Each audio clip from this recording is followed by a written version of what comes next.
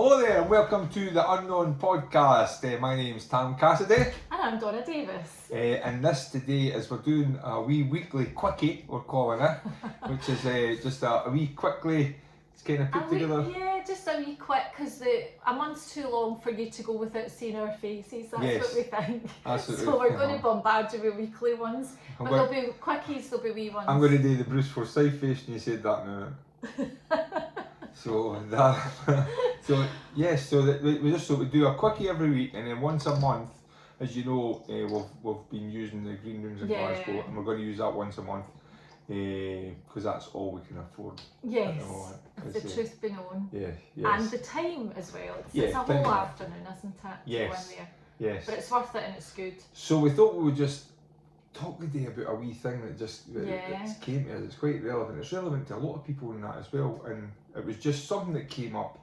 There's would you call Rupert Spira? Rupert Spira is like a spiritual teacher, I suppose. Aye. Which makes him sound a bit woo-woo, but he's not. Well, once you actually listen he's not woo-woo. him, No, he's not. I don't even know what that means, but I get. He's not woo-woo. Yeah. I think once you actually listen to what he says, for me it makes sense. Do you mean like most of these kind of gurus, if you like? We think of them as like they're dressed in white and they're kind of sitting, they're on a chair with a yoga kind of positions and all that, and with big beards and all that kind of thing. Yeah. Even the women kind of thing. So what we're seeing is he's just a normal. He looks like a normal kind of science kind of guy. Yeah, and he's quite. Takes his time.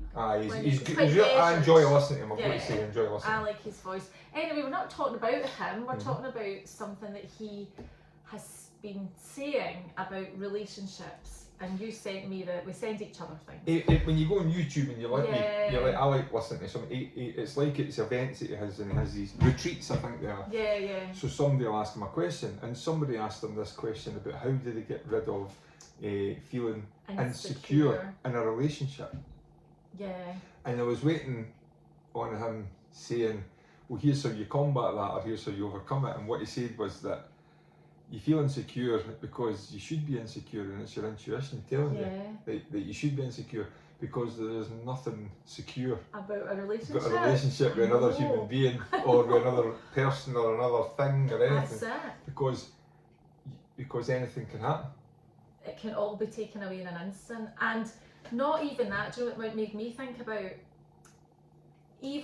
So if you are in a relationship with someone and at any point in time they can end it with you, but at any point in time you can end it with them, and it may be that you've got no intention to end it with them for a long time, and then something happens and you go, right, I'm going to have to end that. So it's you that's unpredictable as well as the other person. Well, the nature of humanity. Yeah. It's you. It's like we always talk about memento mori. Yeah. In this life, you can leave this life right now. So how dependable can somebody be on you? So what he's saying is, your insecurity is your intuition for your body saying, well, you should feel like that because nothing is secure. However, that could, to me, it felt quite, what was the word that I felt? Maybe a wee bit sad, a wee bit of a realisation. It's quite a... Because it is quite a kind of, that just means that we're on our own in this life. Is that the kind of thing? That's what it kind of, it made me think like that. But his point was that it doesn't mean to say you shouldn't have relationships. No. But what he was saying was that what you have to really realise that there is something that you can depend on, and that's your inner self, your inner being, yourself. And that's the thing. And once you find security with that, you don't need. That's right. The external stuff. The external security. Yeah. The external stuff like relationships and people and that becomes complementary to who you are and what you're doing. Yeah. If you can find somebody who sees it the same way.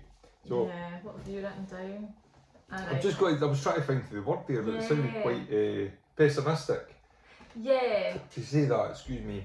I think, he was saying, so he was saying if you invest your happiness and your security in your, what has he said? And if you invest your happiness and security and your identity in an object, that is a relationship, an activity, or even your intelligence or your health. So if you're investing, I think I'm guilty of doing that, getting my self-worth from my intelligence or my achievements at uni and stuff like that. That helps me feel good about myself. Maybe you get it from health stuff, you're like really into keeping fit, I don't know. Maybe stuff like that.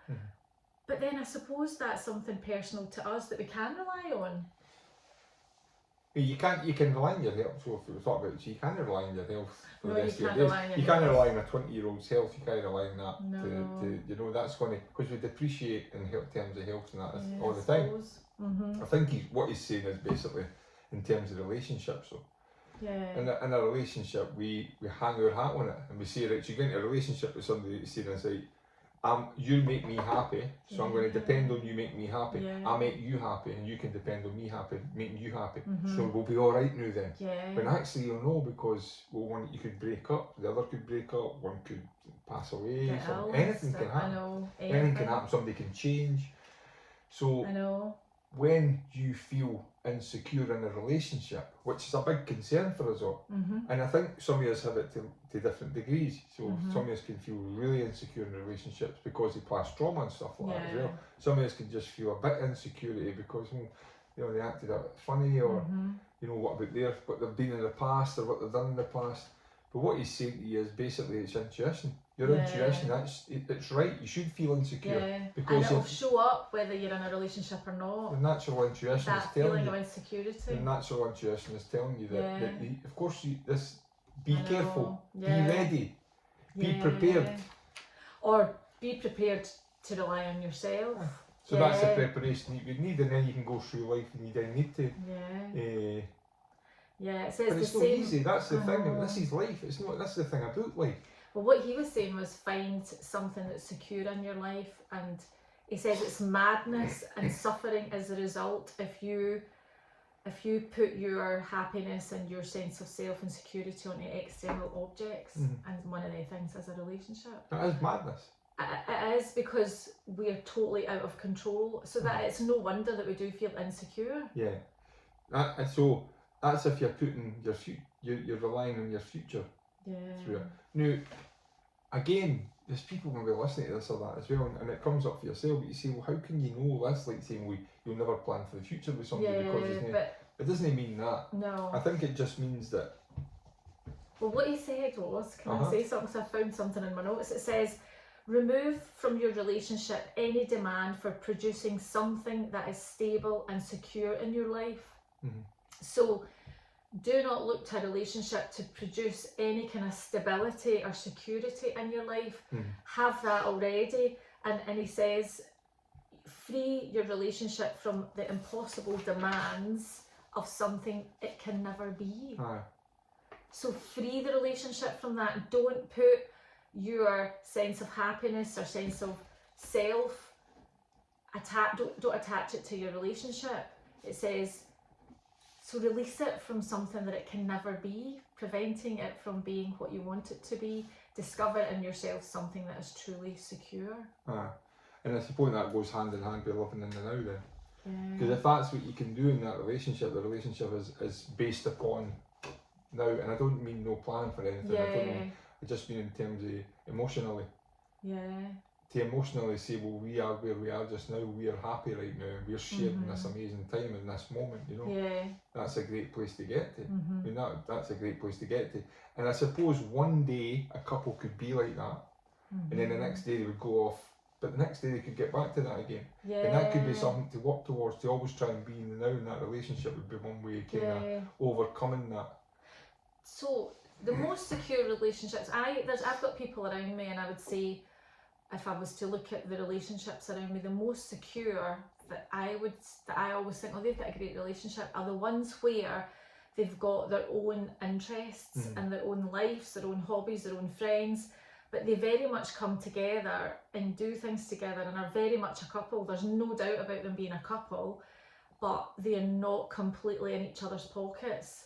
So you hear some couples say, no, we've never spent a night apart, or or if, you know, one partner's going away for a week's holiday climbing and the other partner's like, oh, I just don't know how you could let them do that. I hate all that as well. But that's about you attaching your sense of worth and self into the relationship and the other person, and having that other person be responsible for your happiness. Right. And it's a big ask for someone. It's hard enough making yourself happy, never mind trying to make someone else happy anyway. So yeah, it's quite interesting, isn't it? Yeah, so he says the way to have truly intimate relationships is to remove the need for that relationship to give you security and happiness. So I think the more it comes as a byproduct, I think. So the moral of the story is that for a lot of people, insecurity can be a big thing in relationships. And we probably worry about it. Why do I feel insecure? Well, what we're saying is, and what we're taking for that is that it's okay to feel insecure. Expect to feel insecure. Don't feel that you can be secure about the external relationships with other people, but strive to be secure with the relationship with yourself. And if you get that right, and there's 1,001 books that will tell you about that, and that's all we're talking about today. But if you can start to work towards that and get that right, I think the gist of what he's saying is that you won't feel that insecurity about other relationships is a problem for you anymore, because you depend on yourself. And if you can depend on yourself, then that'll be lovely. If you can depend on yourself, then everything else is complementary. Everything else is because you want to. That moment is because you want to be together, not because you need to be together.